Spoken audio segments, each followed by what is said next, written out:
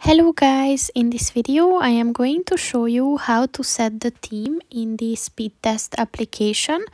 But first I just want to mention, don't forget to subscribe to my channel, because at 10,000 subscribers I am going to show you my whole YouTube revenue statistics and growth strategy, as well as how to make money online.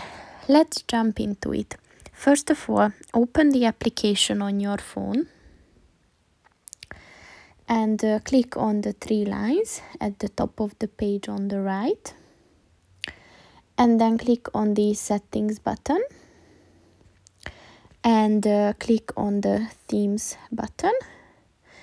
And as you can see, you can set the theme to pure black, or you can set the default theme as well, so just choose whichever you prefer and then click on that and your theme is set. So that's pretty much it for this video, guys. See you in the next one. Goodbye.